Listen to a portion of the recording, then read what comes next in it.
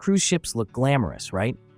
But behind those glossy brochures, your cabin can hide mistakes that cost you hundreds or even get you kicked off mid-cruise. We're talking surprise fines, safety violations, and fire hazards most passengers don't even realize they're creating. Before we dive in, here are 3 real things I've seen on board. A $1,300 phone bill from maritime roaming, a lifetime ban over one tiny CBD bottle, and a wind tunnel blast that nearly slammed a guest's fingers in the door. Let's make sure none of those happen to you. In this video, we're breaking down 29 cruise cabin mistakes that can ruin your trip, sometimes before it even starts. Some are funny, some are dangerous, and a few could quietly cost you way more than you think. So grab your cruise card and let's head inside your cabin, because the first mistake might already be waiting for you. It's so easy to think you need an outfit for every mood: sun deck, dinner, gym, swim, and the perfect pair of shoes for each.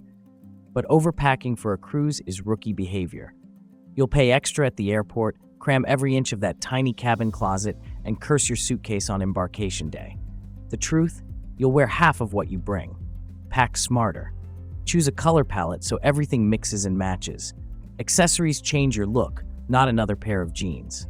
And 3 pairs of shoes are all you need: sneakers or sandals, flip-flops for the pool, and 1 dress pair for fancy nights. Your back and your wallet will thank you later. Booking a flight that lands a few hours before your ship leaves sounds efficient until it isn't. One delay from bad weather, a maintenance issue, or traffic near the port, and you'll be waving goodbye to the ship from the airport window. Check-in closes sharp, no exceptions. Fly in the night before. Have dinner? Relax. Maybe sleep in a real bed before boarding. If it's an international cruise, this is non-negotiable. Jet lag and late flights don't mix with strict boarding deadlines. Start your trip rested, not stressed. Thinking you'll just handle it later is the fastest way to miss out. The spa fills up, specialty restaurants run out of tables, and top shore excursions sell out before the ship even sails. Prices usually go up once you're on board too. Plan ahead. Book what you can online before departure. Then relax knowing your plans are locked in. The only thing left to decide? Whether to start your day with a mimosa or a latte. The moment you walk into your cabin, I know the first instinct is to drop your bags, jump on the bed, maybe even run straight to the balcony to check out that ocean view. But hold on. Before you get too comfortable, do yourself a favor and give the room a quick inspection, the same way you would if you were renting a car. Open the safe and make sure it actually locks. Flush the toilet. Yes, really. Run the shower to see if the water gets hot and the pressure is decent. Switch on the air conditioning, flip the light switches, even test the outlets if you brought a charger. Sometimes you'll catch little things right away: a fridge that doesn't cool, a lamp that won't turn on, or a safe with a jammed keypad. Why bother? Because if you wait until the end of the cruise, there's a very good chance you'll get blamed and billed for damage that was already there. Guest services will happily send someone to fix it if you report it right away, but if you don't, that broken lamp suddenly becomes your $75 souvenir. Think of this as your cruise insurance. 5 minutes of checking on day 1 could save you money, frustration, and a whole lot of awkward conversations later. Once you've done that, then, and only then, go ahead and jump on the bed like it's a vacation commercial. You've earned it. Every cabin has a small safe, and it's the smartest place to keep your valuables out of sight. Put your passport, extra cash, cards, or jewelry inside, and only carry what you actually need for the day. The buffet line doesn't require a passport, so lock it up. As a practical backup, take a photo of your passport and store it in the cloud. If the real one ever goes missing, at least you'll have proof ready when you need it. It's a simple step that adds real peace of mind, so you can enjoy your cruise without constantly padding your pockets.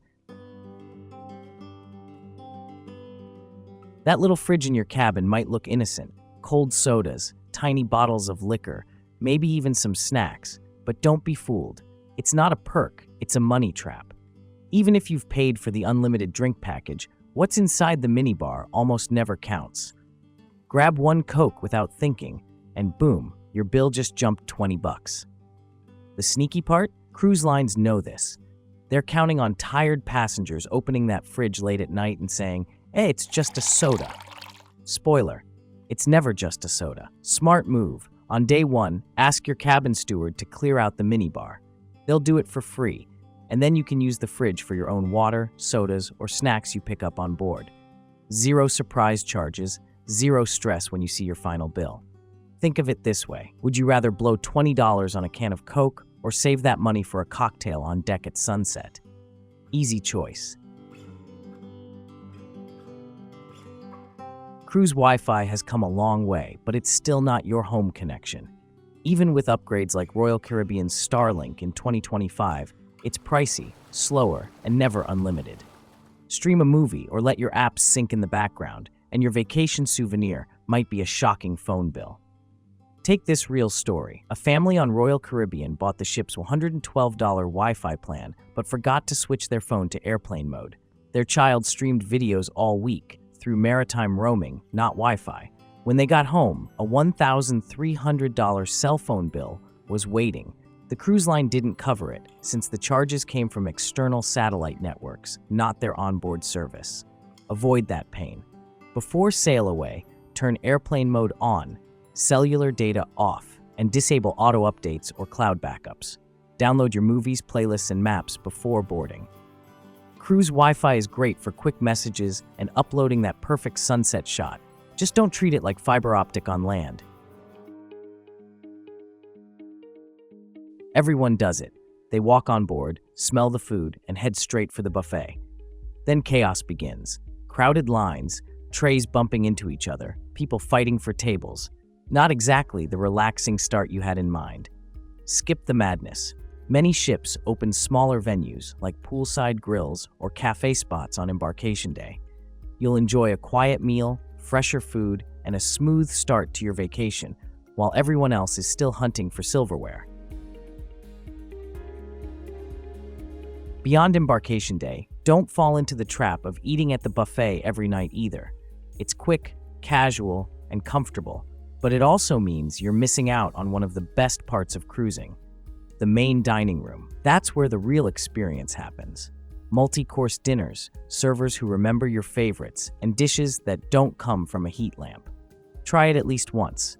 You might discover your new favorite meal, or even make a few new friends over dessert.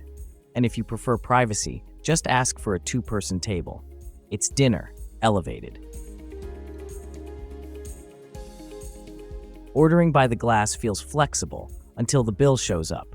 A few nights in, you've already paid more than the cost of an entire bottle. Order the bottle. If you don't finish, your server can recork it and save it for the next night, even at a different restaurant. Or bring your own bottle on board and pay a small corkage fee. It's still cheaper and more relaxing than calculating how much you've sipped. I get it. You want to look sharp on formal night. Nobody wants to walk into the dining room looking like their shirt just escaped a suitcase. But irons, steamers, kettles, and even small plug-in fans are completely banned for safety reasons. And don't think you'll sneak one past security. Pack one, and it ends up in the confiscated bin before your cruise even starts. Worst case? You set off an alarm, and suddenly you're the main character in a safety drill nobody signed up for. The good news? Cruise ships already have hairdryers in every cabin, and many offer pressing or laundry service if you really need that crisp look. Or, here's a hack. Hang your wrinkled clothes in the bathroom while you take a hot shower. Steam does the job without the drama. So leave the gadgets at home, pack smart, and let the ship's amenities do the heavy lifting. Your cabin steward and security staff will thank you. This one surprises a lot of travelers. Back home, CBD oil might be perfectly legal. You might even have a medical card. But once you're on a cruise ship, the rules completely change. Cruise lines operate under international maritime law, and that means zero tolerance. One passenger found that out the hard way after packing a tiny bottle of CBD oil. By the next port, she was escorted off the ship, no refund, and a lifetime ban. Definitely not the kind of souvenir you plan to bring home. Some passengers argue, but it's legal in my state. Guess what? The ocean doesn't care about your state. If security finds CBD gummies, marijuana, or anything with THC, you're looking at fines and the end of your vacation. Even medical use isn't an exception. If it looks like weed, smells like weed, or has CBD on the label, leave it at home. The only high you want on vacation is standing on the top deck with a piña colada in your hand. This rule gets people in trouble all the time. No smoking in your cabin. Not cigarettes, not cigars, not vapes, nothing. It doesn't matter if it's legal back home or if your balcony feels private. On a cruise ship, one stray spark can turn into a full-blown fire faster than you can say abandoned ship. Cruise lines take this seriously. People have been fined hundreds of dollars, escorted off mid-cruise, and even banned for life just for sneaking a puff. Definitely not worth it for a cigarette break. The good news? You don't have to quit cold turkey for the entire cruise. Ships have designated smoking areas that are properly ventilated and far safer. So if you need a smoke, go there. Light up in your cabin, and you might end up waving goodbye to the ship from the pier. Smoke where it's allowed, or skip it altogether. Nothing kills vacation vibes faster than being the one who set off the fire alarm at 2 a.m. You'd be surprised how many people still try to bring weapons on board. Firearms, knives, even pepper spray. Doesn't matter if it's legal back home or if you've got a permit. On a cruise ship, under maritime law, it's a flat-out no. And this isn't just a rule written on paper. One guest shared that her husband had a small pocket knife, about 4 inches long, and security confiscated it the moment they spotted it.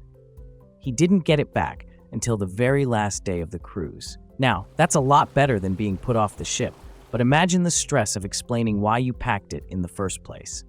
You don't need a knife to cut your steak, and you definitely don't need pepper spray in the theater. The ship already has security covered. Leave the weapons at home and let the sharpest thing on your vacation be the little umbrella in your piña colada. So do yourself a favor, skip the weapons. The only thing you should be aiming for on this trip is a good seat by the pool. Candles, incense, matches, lighters, leave them all at home. On land, a little candle might make the room feel cozy. On a cruise ship, it's a full-blown fire hazard. One tiny flame is all it takes to turn your vacation into the plot of a disaster movie. Some passengers try to sneak in scented candles for romance night or light incense to make the cabin smell nice. But nothing kills the mood faster than setting off the smoke alarm and having the fire crew storm your room with extinguishers. And yes, they will do it. A better idea? Bring a travel-sized air freshener or simply enjoy the salty sea breeze out on your balcony. No scent is worth the risk of evacuating an entire ship. So remember, romance is great, but don't let it end with you explaining to the captain why your mood lighting almost triggered an emergency drill. I know. The muster drill isn't exactly the highlight of your cruise. 15 minutes standing around in a bright orange life jacket doesn't scream vacation vibes. But those 15 minutes could literally save your life. Every time I see people scrolling on their phones, chatting with friends, or even sneaking off to the bar. Don't be that passenger. If an emergency actually happens, you don't want to be the one running around like a headless chicken while everyone else knows exactly where to go. Little secret, the crew can tell who's paying attention. They've done this drill 1,000 times. But for you, it might be the one that really counts. So take it seriously. Learn where your life jacket is, know your muster station, and listen to the instructions. You spend more time watching safety briefings for roller coasters that last 2 minutes. This one covers your floating hotel in the middle of the ocean. Totally worth listening to, right? You're on vacation, you're relaxed, and suddenly your cabin feels like your personal space to do whatever you want. But here's the thing, your cruise cabin is not a dorm room. Don't tape decorations to the walls, and for the love of fresh paint, skip those sticky hooks that rip the finish right off. One guest thought sticky hooks would be harmless. By the end of the cruise, they were hit with a $50 bill for peeling paint. Cabins after passengers try to customize them are not pretty. Peeling paint, holes in the wall, and sometimes even extra charges slapped on the final bill. Remember, this isn't your college apartment. You're basically borrowing the space, like a hotel room on the water. Want decorations? The cruise line sells official ones, and your cabin steward can even help set them up safely. The last thing you want is to explain why half the wallpaper is missing just because you thought streamers would look cute. So keep the cabin neat, cozy, and cruise ready. Save the dorm decor for your next house party on land. If you've got a balcony cabin, there's one mistake you really don't want to make. Never open your balcony door and your cabin door at the same time. Sounds harmless, right? But the moment both doors are open, the air pressure kicks in like Mother Nature just slammed the throttle. Papers can go flying, doors can slam so hard they shake the walls, and those heavy cabin doors don't just close gently. They snap shut with enough force to bruise a hand or two. To avoid that chaos, close the cabin door before opening the balcony, and when you head into the hallway, shut the balcony first. It takes 2 extra seconds and saves you from a mini hurricane inside your room. Remember, outside, you booked a cruise. Inside, you don't need a weather event. Here's a golden rule on a cruise. The toilet is only for one thing, and toilet paper. That's it. Nothing else. Not tissues, not paper towels, not wipes, not just this one's cotton swabs. Why? Because cruise ship toilets use a vacuum system, and one wrong flush can clog the entire line. And when I say entire line, I don't just mean your cabin.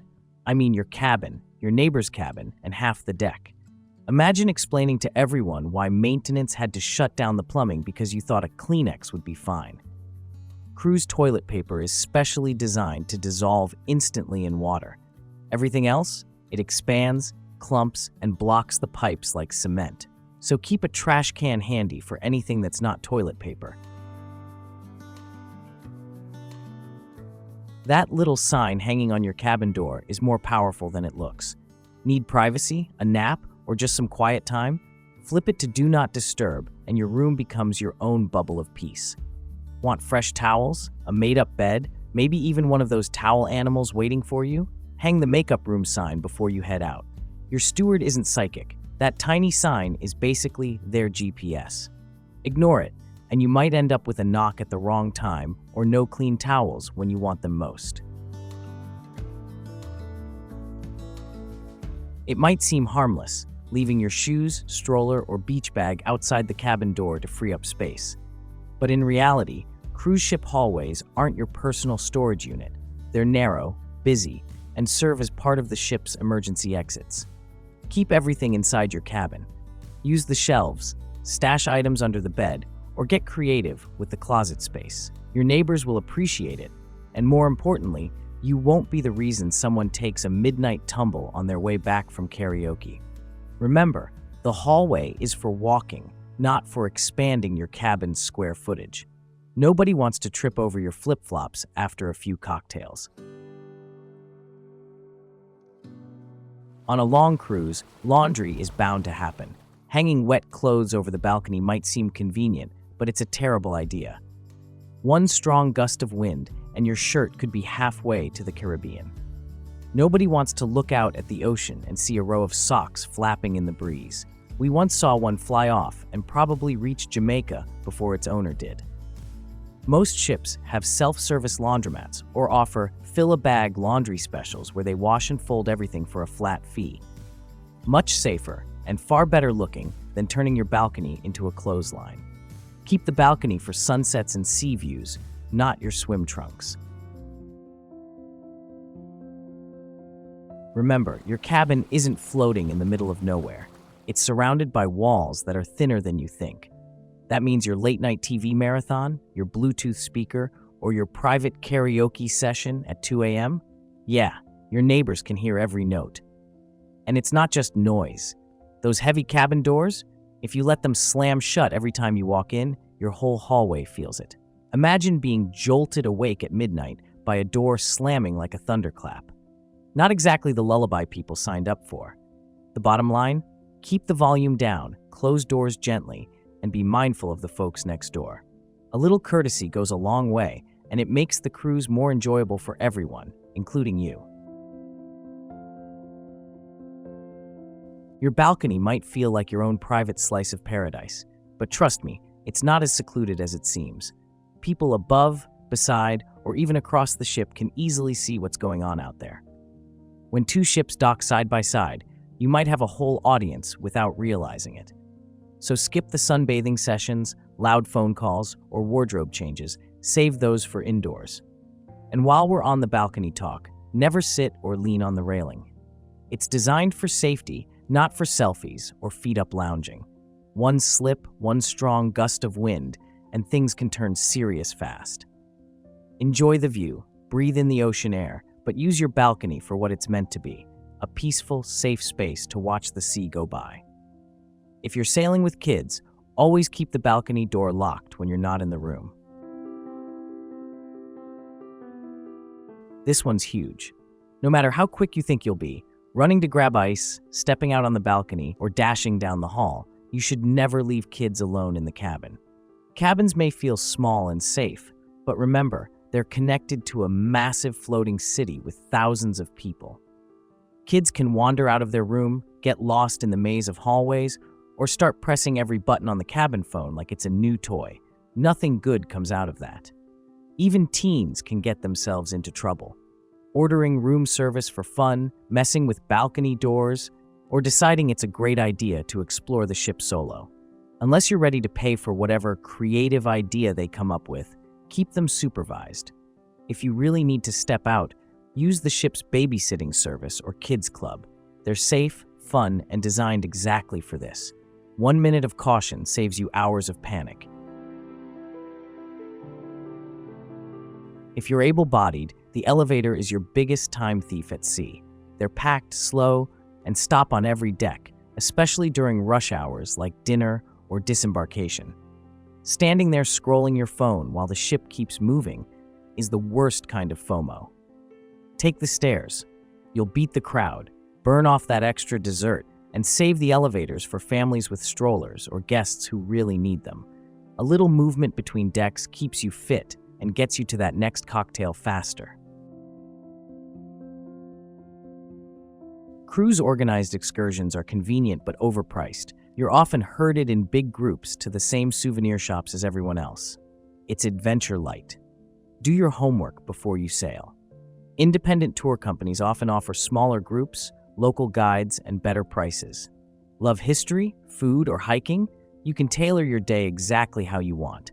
Just make sure the operator guarantees you'll be back at the pier on time. Saving money isn't worth missing the ship horn. This one's a classic. You walk into your cabin, see those fluffy bathrobes and soft towels, and think, wow, free souvenirs. Nope, they're not. They're for use during the cruise, not for stuffing into your suitcase at the end. I've heard of passengers trying to sneak out with robes, slippers, even pool towels. The result? The cruise line simply charges your account. So instead of getting a freebie, congratulations, you just bought the world's most overpriced towel.